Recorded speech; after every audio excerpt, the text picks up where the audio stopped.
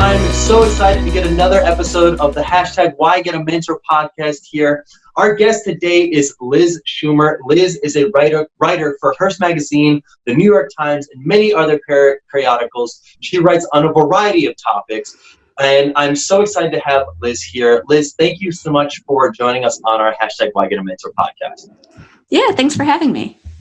So this podcast is all about sharing stories of people who have mentors that help them achieve the success that they've achieved in their careers. I would love to learn, I guess to start off, do you have mentors and have they helped you get to where you're at today? Would love to learn a little bit about that. Absolutely. So I've had mentors throughout my career and even before my career started in college and even high school. You know, I've had mentors just about as long as I have been working toward being a person in the world, honestly. I have them now, I've had them before, and I think the really great thing about mentors for me is the different ways in which I have been able to work with mentors and mentees as well. I think my most memorable mentor that I talk about a lot was my first boss in my first big girl job right out of school, was Kathy Hochul, who was then the Erie County clerk in Buffalo, New York. And she really ushered me into the working world, taught me how to exist as a woman in a professional capacity. She taught me everything from what to wear to business meetings, to how to negotiate with people who are much more experienced than myself. So I really cannot overstate how valuable it is. I love that. What I'd love to learn is maybe diving a little bit deeper into that, because I think you touched on something very important there. And that's really more or less being open to the idea of that mentoring relationship. But two, more importantly, you know, learning the things that maybe might not have come naturally to you inherently when entering in the professional world.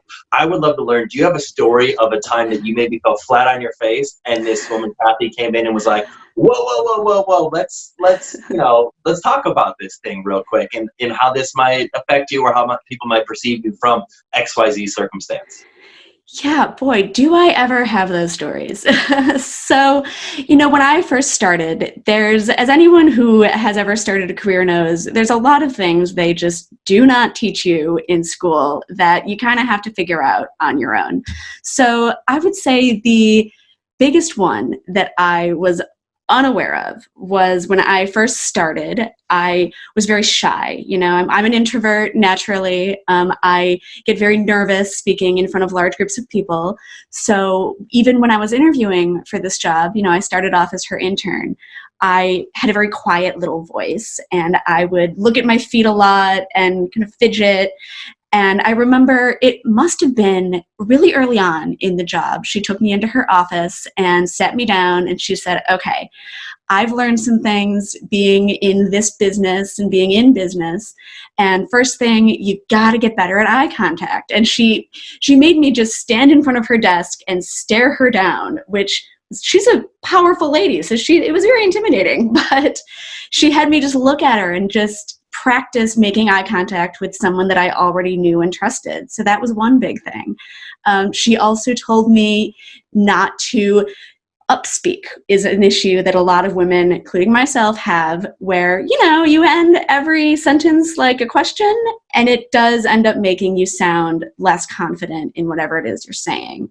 So she gave me those kind of little tips and it really did end up making me more successful and more respected as a younger woman in the workplace. And I've passed on those lessons to my own mentees going along because I think they're really valuable. And it's just small changes like that you just need someone who's walked that path before to clue you in.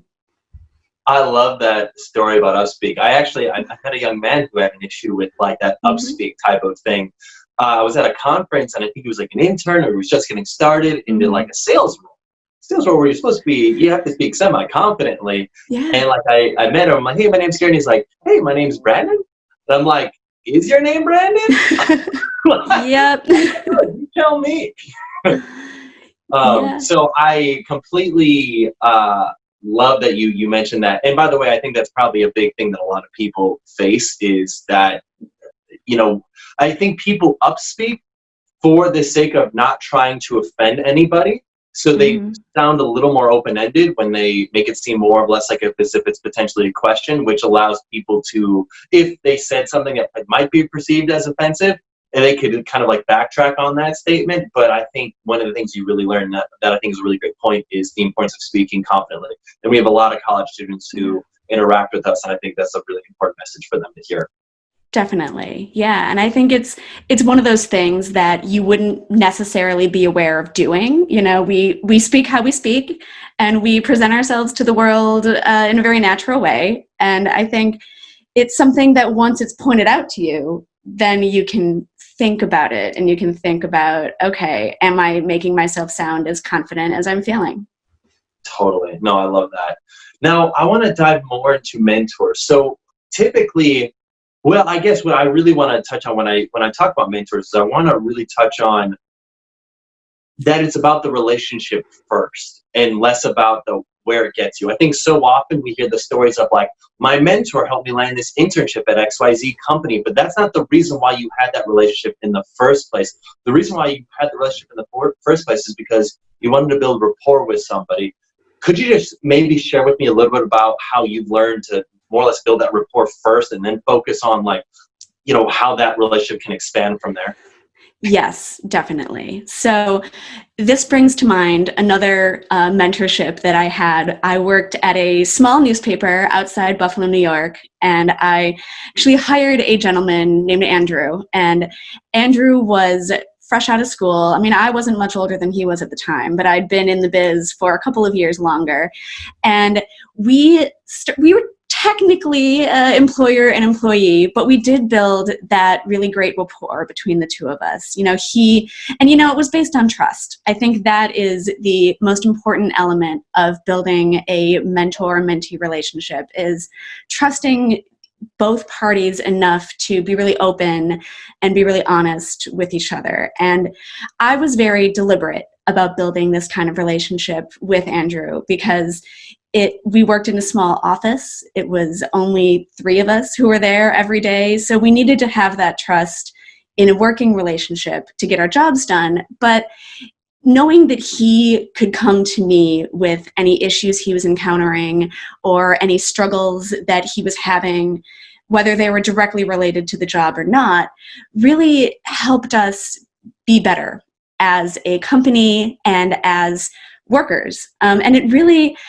created a rich mentorship partnership, I would say, that it continues today. We no longer work together, but he texts or calls me if he's looking for advice. And if I'm looking for advice, I do the same, because it's a two-way street, right? I think that's something else that people don't think about when they think about mentoring, is it's not just, the wise old sage handing down information. It's creating that great back and forth and knowing there's somebody who really has your back, and not just in the realm, like you were saying, I can get you a new job, or I can get you a connection, or I can help you further your own career, but just having someone you can talk to if you're trying to work something out in your own head, or you're not sure where you're standing in some way, I think is really the most essential part of mentorship, and the part that I find the most rewarding. I think that's a really awesome point that you brought up there, because I mentioned the one caveat from maybe what you would call the quote unquote mentee issues, that potentially being slightly transactional with the conversation. But the flip side, I've actually seen this quite often, is from the older person participating in a mentor relationship, the importance of recognizing that it is a two-way street, that you have something to give, and just like, you don't participate in a mentor relationship to seek the title of mentor. Right. That, I think, is something so critical, because I've spoken with quite a few people that are a little bit older, and they're matched maybe with somebody that's roughly their age or not too much younger than them, and they have a little bit of an identity crisis where they're like, well, am I the mentor? Am I the mentee? I'm not cool with the co-mentoring situation, because I've got 30 years in the biz, and it's like, why not? Are you telling me there's nothing more that you can learn in this circumstance, or that this person who's also been working at your company for 10, 15 years, he or she can contribute something to your knowledge base? And the answer is typically no. Of course I can learn from them.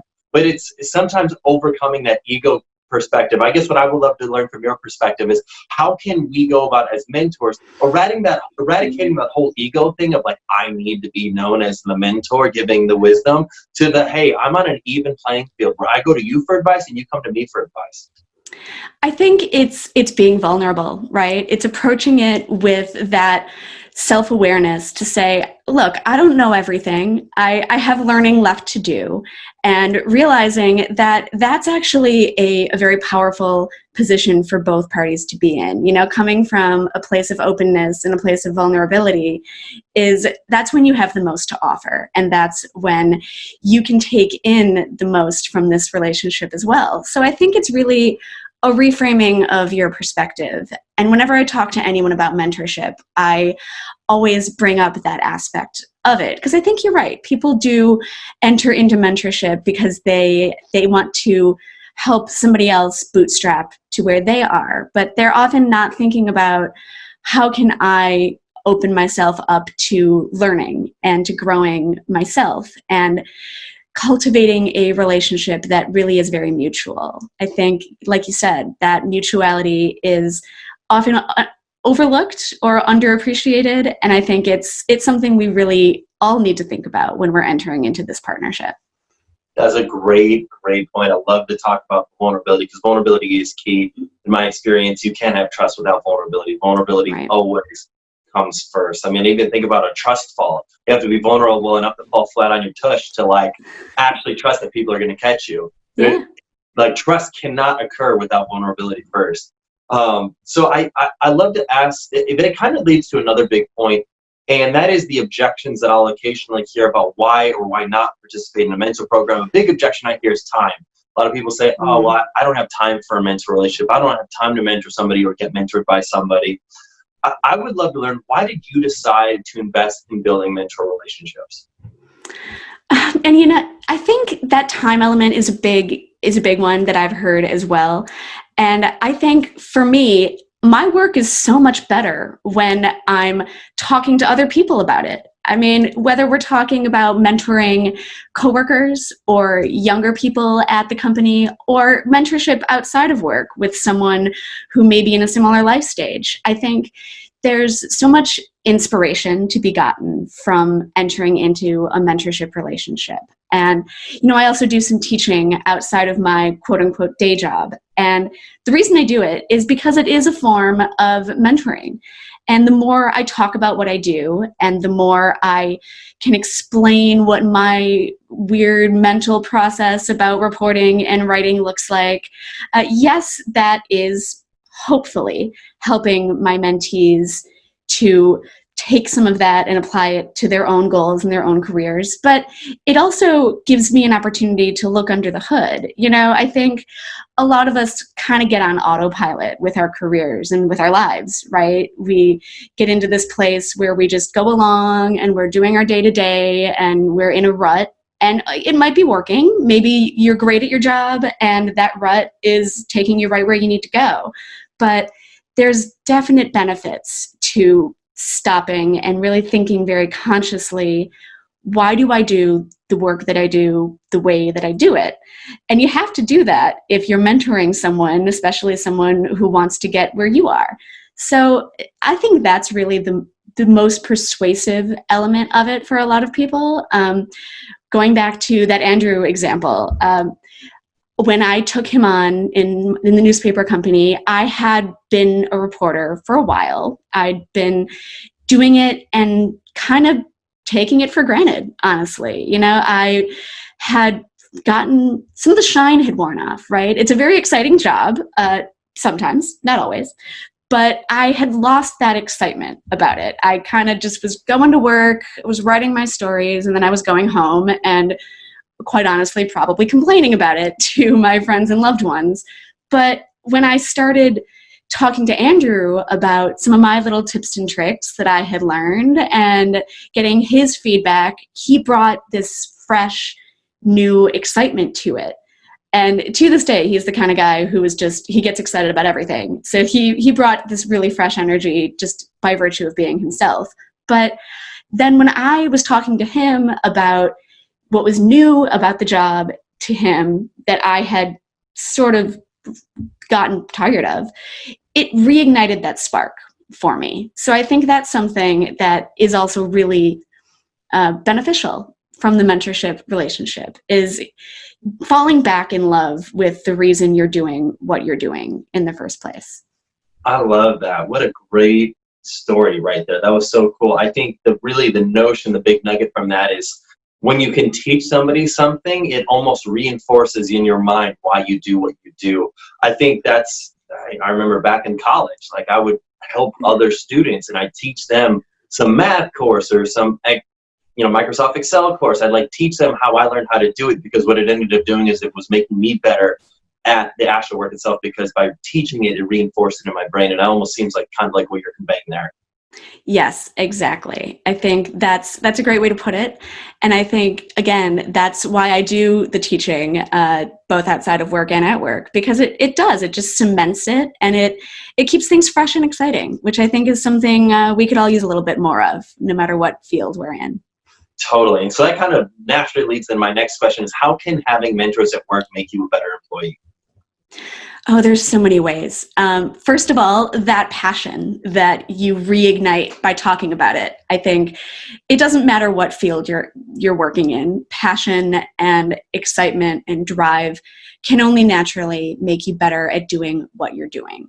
But like I mentioned a little bit before, and I think bears repeating, mentoring gives you the opportunity to break down what it is you do on a daily basis. And yes, that's great if you're celebrating things that you're doing really well, but it also gives you a chance to examine aspects of your work that maybe aren't going so well. I think talking more about that vulnerability we mentioned a few minutes ago, being vulnerable enough and open and honest enough in your mentorship relationship to acknowledge things that you're doing that may not be working. You don't necessarily want to turn yourself into a cautionary tale, but if you're talking to your mentee about, say, a process that you're struggling with, having that conversation and having that open dialogue with someone who doesn't necessarily have the same stakes as your boss or one of the other people on the project, say, gives you perspective that can help you really work on those processes. So it's really brainstorming when you get right down to it. So that's really helpful. And I think a more engaged employee is a better employee.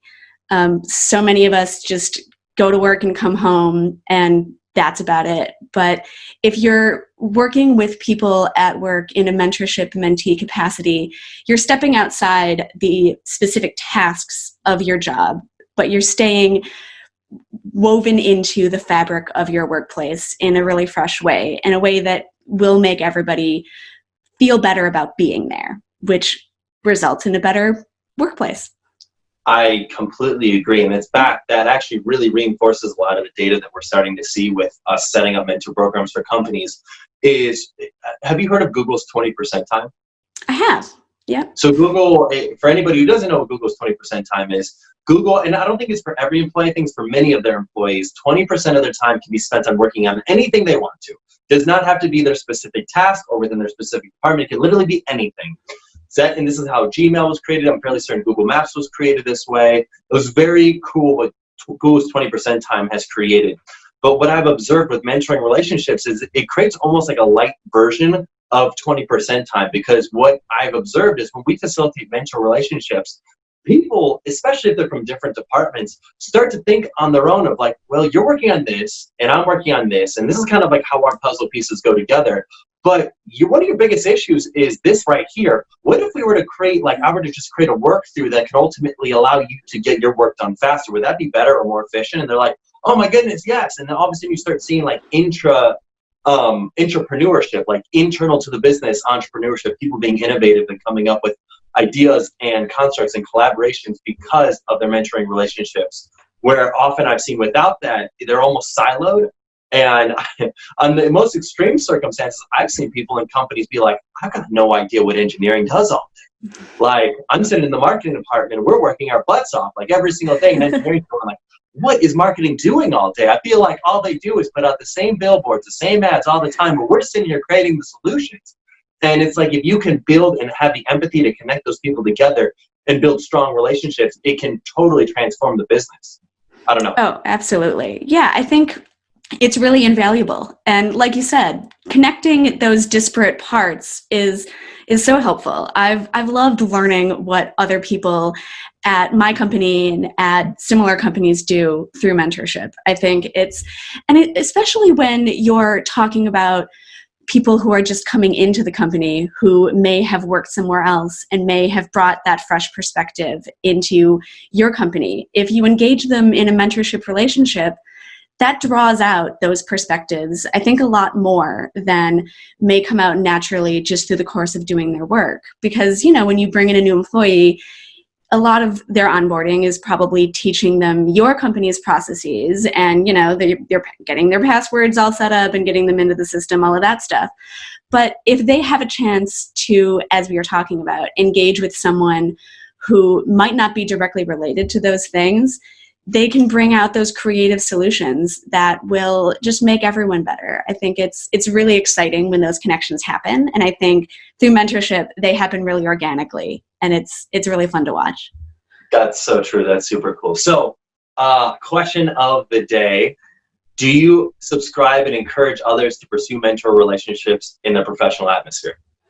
Absolutely. Yep. I think it's key. That's awesome. And then my final question is, for anybody who's struggling or just getting started and doesn't necessarily know how to begin that mentor bond or begin that mentor relationship, do you have any tips or advice for how they can go about just starting those relationships? I think when you first enter into a mentorship relationship, it's important to know why you're going into it.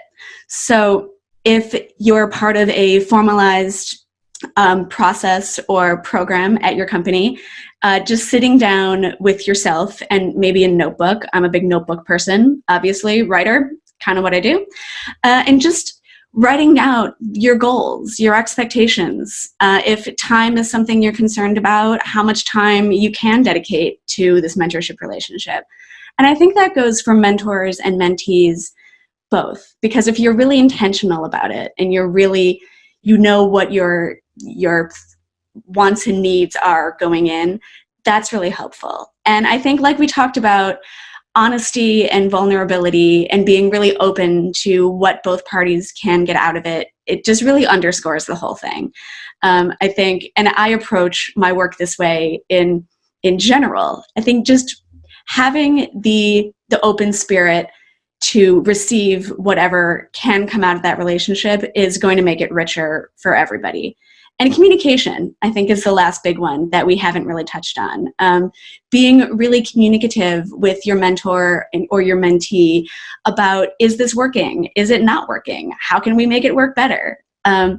When I worked for Kathy, we had weekly check-ins officially, on the books to say, all right, how are our projects going? How's our media reach? All of these things. But we also had these really great connections, say when we were driving in the car on the way to an event.